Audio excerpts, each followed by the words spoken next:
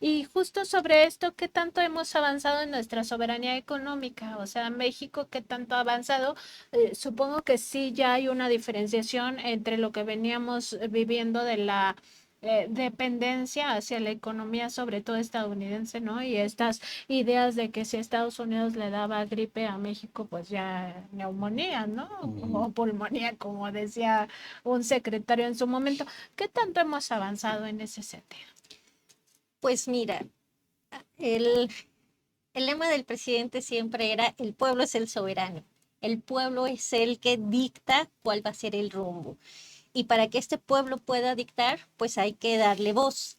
Y esta voz viene con la dignificación que menciona Oscar, que se acompañó de los programas sociales. Pensemos en los adultos mayores que eran rezagados, relegados durante, incluso en sus familias, durante mucho tiempo. Entonces llega la pensión del bienestar, que no es algo despreciable por los acompañantes de la familia, y esto genera nuevas dinámicas. Las becas que se dan, el impulso a los jóvenes en distintos aspectos también es algo muy importante para este propósito. Pero la base que dejó López Obrador también se encuentra en esta autosuficiencia energética como proyecto y en este trazado de infraestructura. Si no se hubiera hecho estas obras en los primeros 6 años, ahora sería mucho más complicado para la doctora Sheinbaum impulsar un plan llamado México, que consta de polos de desarrollo con 12 polígonos en los cuales la industria se va a fortalecer, y al dar este impulso pues vas a generar nuevos eslabonamientos productivos hacia el interior. Digamos que con el neoliberalismo lo que se tenía era un enclave, llegaba inversión extranjera directa predominantemente, y esta inversión no generaba una derrama económica, sino que los eslabonamientos productivos que se podrían haber impulsado fueron nulificados de entrada, porque el plan de desarrollo venía de fuera, no habían estas Mm. necesidades. Y ahora lo que tenemos es: ubicas al sujeto productivo, lo dignificas y encima generamos toda la infraestructura para que se pueda desarrollar. Y eso es un elemento de soberanía claro, porque muchos países no lo pueden hacer. Ve cómo ha sujetado la política económica Trump en los países en donde tiene una injerencia mayor, en donde el pueblo no se logra organizar en 3 días para salir a la plaza pública a decir: apoyamos el proyecto que nos contentos, ¿no? Y al contrario, vemos que los números de evaluación hacia la presidenta son mucho más favorables. Es decir, esta búsqueda de soberanía económica pasa también por los programas sociales, la recuperación del salario, digamos que quitar también estas prácticas que eran terribles como el outsourcing, ¿no? O Claro. sea, todo eso va construyendo nuestra soberanía económica. Sí, por supuesto. Yo creo que ahí tocas un tema fundamental del outsourcing y obviamente esto era ya, o sea, de por sí, digamos que en un promedio mundial ya es explotación. No, aquí estábamos súper Y si vas, precarizados, o exacto, sea, ¿no? los que estaban en outsourcing. Y lo peor de todo es de que esa fue una política de Estado, del Estado mexicano durante el neoliberalismo, es decir, venderle al mundo que aquí La mano de existieran obra mano barata, de obra ¿no? barata, y una forma de abaratarla es precisamente no permitir la diversificación que señalamos. Entonces, el outsourcing es pues ese esquema de mayor violencia, de extrema violencia que se vivió. Entonces, en la medida en que se va desarticulando, vas ganando soberanía. Y de hecho, cuando se impuso el outsourcing en este país, era ilegal, porque la primera empresa automotriz que lo trajo fue la Ford en Hermosillo, que se creó en 1986, y después se modificó la Ley Federal del Trabajo en el marco del Telecán. O sea, hay que también darle mucho seguimiento, y ahí es muy importante el trabajo que ustedes realizan, porque nosotros lo vemos a la teoría a la distancia, pero nos damos cuenta que hay prácticas que son ilegales y que cuando se naturalizan, o como esta política de Estado que menciona Oscar, es una política de Estado pero transnacional, ¿no? Sí, y con muchas violencias. La de enclave, ahorita que señalaba Carolina, es como por ejemplo lo que sucedió con la maquila y las muertes de Juárez. Uh -huh. O sea, es el mismo modelo, pues es su consecuencia, ¿no?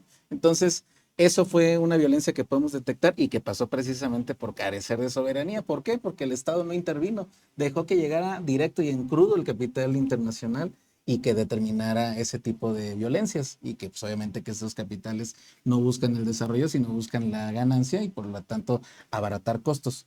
¿Qué otro ejemplo es así cotidiano? Pues cuando entramos al súper y vemos todos los sellos, nos damos cuenta que en realidad nos están dando Veneno, veneno. veneno, no son alimentos. Exacto, no son alimentos y por lo tanto nada más son energéticos que van haciendo transferencia de valor a las empresas a través de la transferencia de la salud del futuro de las personas. Entonces, cuando se devela eso, cuando se hace la batalla contra esta industria, se gana en soberanía. Pues, ¿no? Cada triunfo de esta naturaleza son grados de soberanía en ese sentido, ¿no?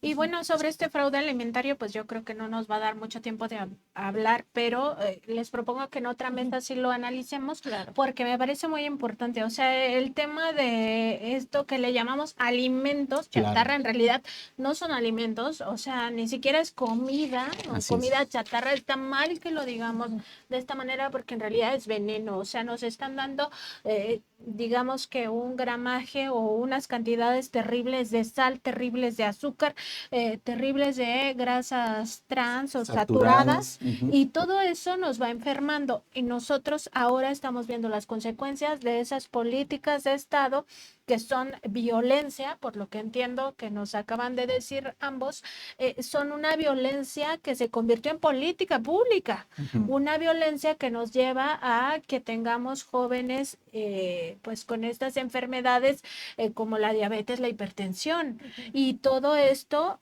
genera un negocio nuevamente para ellos. O sea, no solo es lo que les entra directo a las industrias de alimentos chatarra, vamos a ponerle así, pero de este tipo de veneno que se convierte en algo que ingerimos, que suplanta los verdaderos alimentos, sino también para las farmacéuticas, para toda esta privatización de la salud, etcétera. ¿Así lo podemos entender? Y eso desde el lado del consumo. Si nos vamos más atrás, también vemos cómo se precarizó al campesino mexicano. O sea, se creó este sujeto campesino dependiente, pauperizado, que no era referente de seguir de nadie más, cuando es uno de los sectores básicos para la reproducción de la vida social. O sea, por una parte tenemos a esta industria que nos está envenenando y por otra al campesino lo anulamos, al que nos da de comer Totalmente. Y la verdaderamente. tierra la erosionamos.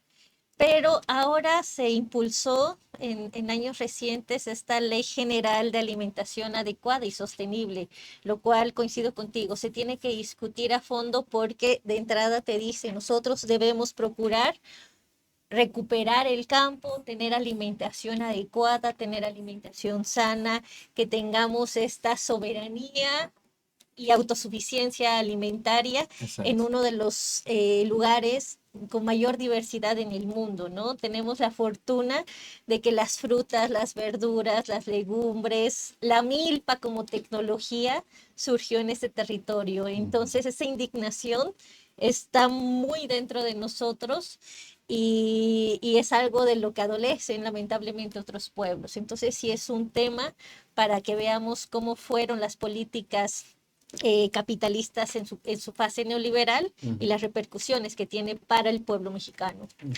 Sí, ahí yo creo que una de las cosas interesantes es precisamente ahorita que estamos con esto de las soberanías, yo hablaría de 4 soberanías, ¿no? Que son como la base para poder ir rastreando elementos de que nos reportan aumentos en estos grados de soberanía o no, que sería la soberanía energética, la soberanía alimentaria, que es la que ahorita nos estamos mencionando, la soberanía tecnológica y la soberanía financiera. Creo que esas son las 4 medidas.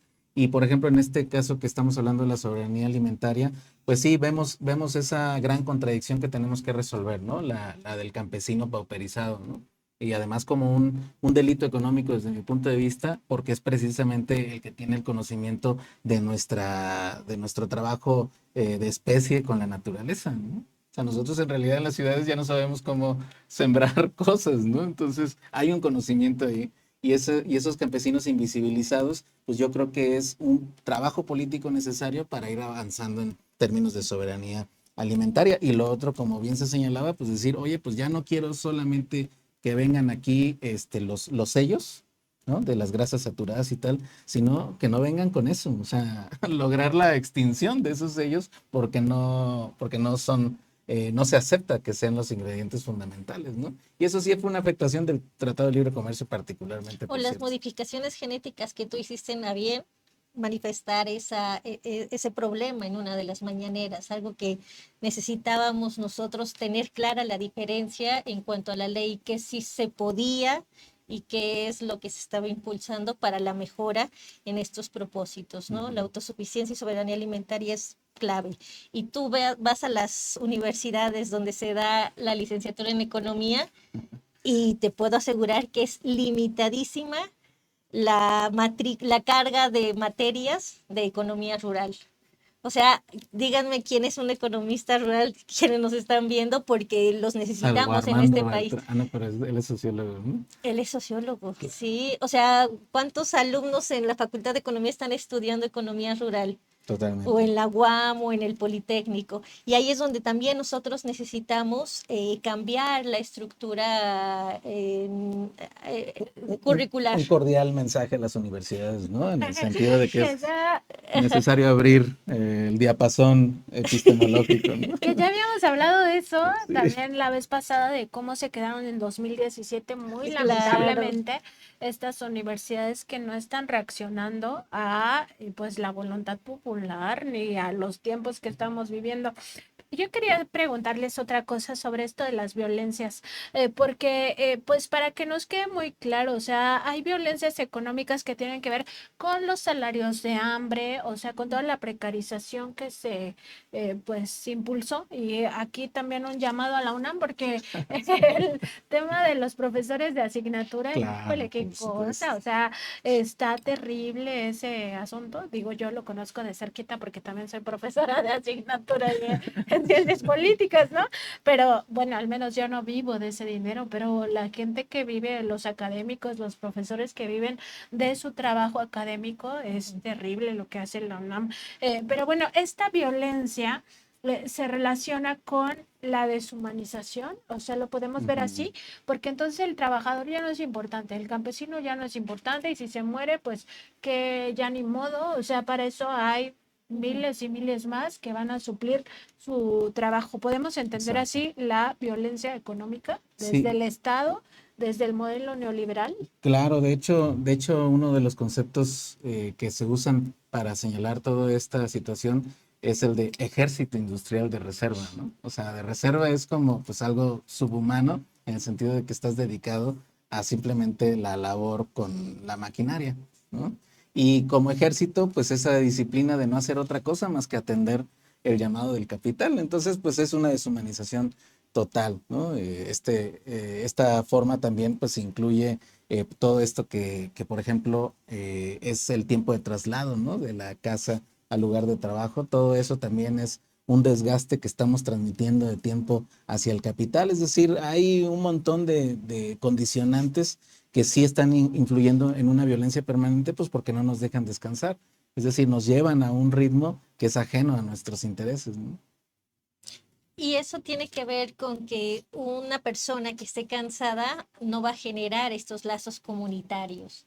O sea, pensemos en lo terrible que es no solo estar en el trabajo con estos niveles de explotación Y de estrés. Ujú. fatales, sino que en el transporte público. O sea, muchas personas se hacen en promedio 2 horas o más de su casa a su escuela o a su transporte en escenarios violentos que no incitan a hacer una convivencia, un espacio comunitario en un lugar donde pasas 4 horas de tu día al menos, ¿no?